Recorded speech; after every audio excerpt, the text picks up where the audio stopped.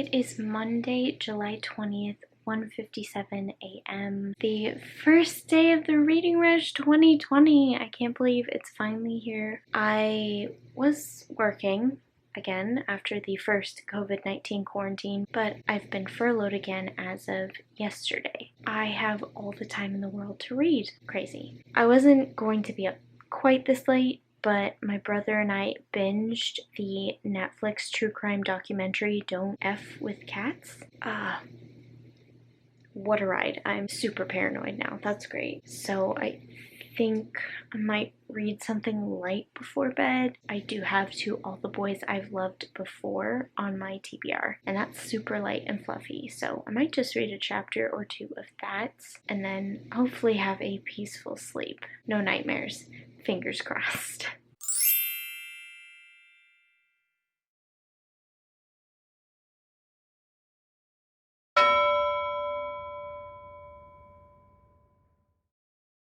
It is now 9:10 a.m. I've been up since like 7:50. I'm really tired. I didn't want to get up, but here we are. I made a fruit smoothie. It's not a smooth morning in my household. I almost wish I had just gone back to bed. So I'm just gonna be in my room alone, drinking my smoothie, reading. Hopefully the day gets better. We'll see.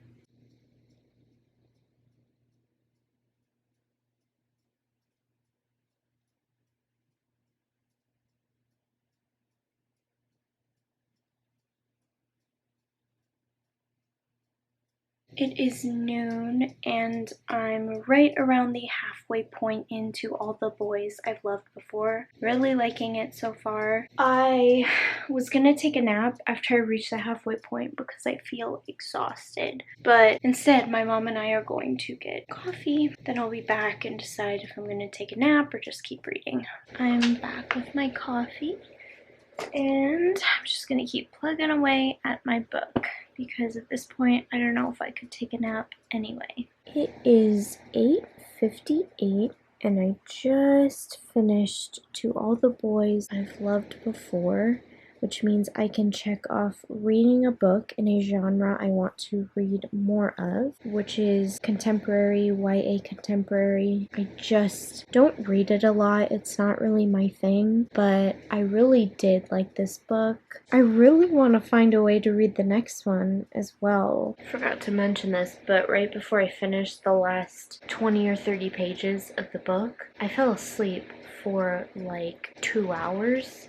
I was out. I was dead tired. I was supposed to work out, but I'm just way too tired. Anyways, I think I figured out a sneaky way to get P.S. I Still Love You into my TBR. Okay, sorry that it's so dark, but one of the challenges is to read the first book you touch. I have 4 books here. We have The Valley of Fear, a Sherlock Holmes mystery, The Voyage of the Dawn Treader, a Chronicles of Narnia story, The Murder of Roger Ackroyd, an Agatha Christie mystery. I was going to pick out of those 3, and then from the 2 that weren't picked, I was going to use one of those books for the challenge, read a book that starts with the. But now I want to read P.S. I Still Love You. Ariel and Ray Ling clearly said that this challenge is left up to interpretation, so this is the one I want to read.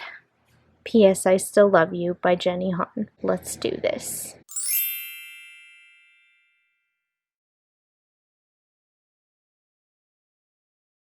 Definitely my best look on camera. As you know, usually the Reading Rush has video challenges that I try to complete. Today, a video challenge didn't come out, but a book tag did. So I don't know if there's going to be video challenges every day. Kayla from Books and Lala is not doing her annual scavenger hunt, which I am so bummed about. It's one of my favorite parts of the whole readathon. Really bummed about it. I don't know why, but I'm sure there's a good reason. Anyways, I'm going to do the Racing to Read book tag. Warm up.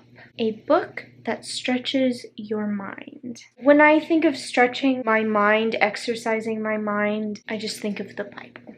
That's the only book I can think of. That's a solid answer. Don't argue with me. Start line. What's a book that you started but never finished? This is one that I started and had a really, really hard time getting through. Still haven't finished it. Hopefully you can see that's how far in I got. The Yiddish Policeman's Union. I loved the cover when I bought it. It's about a Jewish community in Alaska, which sounds so fascinating, but I just have the hardest time, and I don't know if it's the author. One that I'm definitely going to finish, but I just haven't, will surprise everyone. Capturing the Devil by Carrie Maniscalco. I started this last year in October, and I still haven't finished it.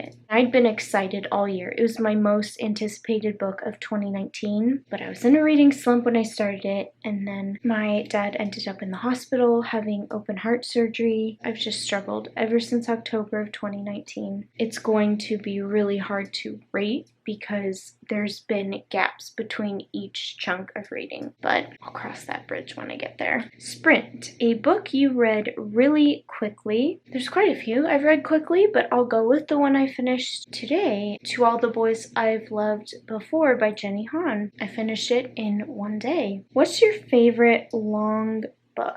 We're talking about a series. Any of the Harry Potter books. They're just fantastic.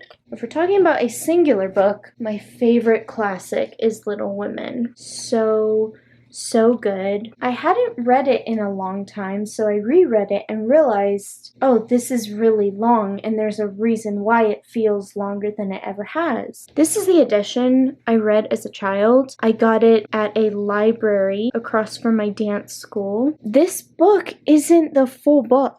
What would you call that? Like an abridged version? After reading it as an adult, I think this book is technically the first half of the book and then an abbreviated version of the end of the book. Even though I've always said Little Women is my favorite classic, I just read the full book for the first time last year, but I still love it. You should definitely read it if you haven't. I don't know if I said what those last ones were. We had Warm Up, a book that stretches your mind. Start Line, a book you started but never finished. Sprint, a book you read really quickly. Marathon, your favorite long book. Now we're at Hurdles. What's a book that had ups and downs? I went with Frankenstein because I remember, I think it was last year during a readathon, I listened to the audiobook. Oh, I was not retaining anything for certain chapters. I had to repeat them over and over and over again, and it took me way longer than it should have to finish it. I did end up enjoying some of the messages in it, but I would say that my enjoyment, my experience definitely had ups and downs. Finish Line, a book you were proud to finish. So there's one particular series that I always use for this type of question. The Hobbit and The Lord of the Rings parts 1, 2, and 3. Getting through this series, oh my gosh, it was hard. It's long, there's a lot of filler, and yes, I do love the movies more than the books. I still like the books, they're just not my favorites, but I'm very proud of finishing these. We're at Gold Medal, best book you've read during a readathon. I don't know what the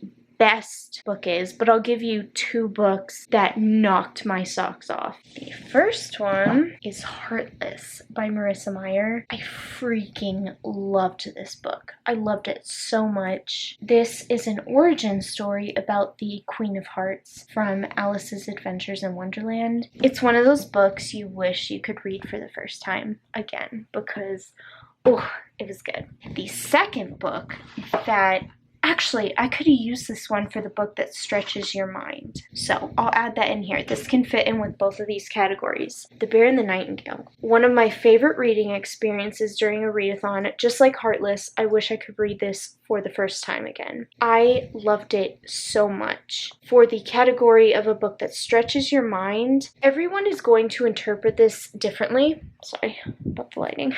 I found the conversation about religion versus superstition fascinating. Like, there were so many things in this book I wanted to talk about. I wish I had had someone to discuss this with. I talked a little bit with my mom, but obviously because she hasn't read it, it's not the same. Yeah, this fits into both those categories. So good.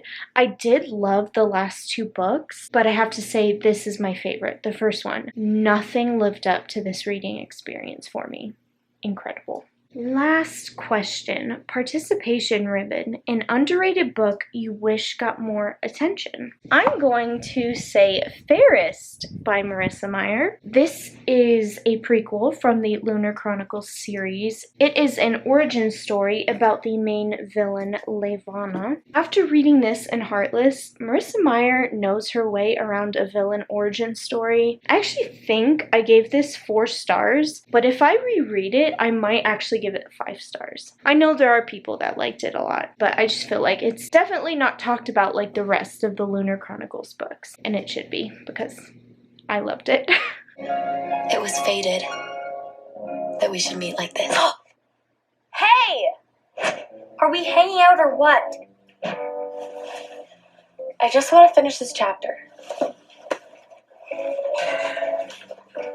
Just finished the movie and I really liked it. The 2 lead characters were cute, but the problem is that I know that Jordan Fisher plays John Ambrose in the second movie. You can't dangle Jordan Fisher in front of me and expect me to make it through the first movie without thinking about him at all. Also, they used a different actor in a sort of mid-credits scene. If they were iffy about the actor they were going with, I almost wish that John Ambrose hadn't been in the movie at all. I do like the whole fake dating thing and then they end up liking each other, but I feel like because Jordan Fisher is John Ambrose in the movies, I'm gonna want to be for John Ambrose. But if what I've heard is accurate, don't think I'm gonna get what I want in the second movie. I don't know if I mentioned this earlier, but I took a nap today because I was just feeling exhausted, like really exhausted. And then a couple hours ago, TMI alert, I didn't full on throw up, but I had like bile come up my throat and like burn and then go back down. And now at midnight, I'm still feeling nauseous. I'm not sure what's going on. I'm going to read a couple chapters in my book and then go to sleep. Tomorrow, I think I'm going to drink some emergency in my water if I'm getting sick. Hopefully, I can just get rid of it before it fully develops. That is it for Reading Rush Day 1. I will see you later today for Reading Rush Day 2. Good night.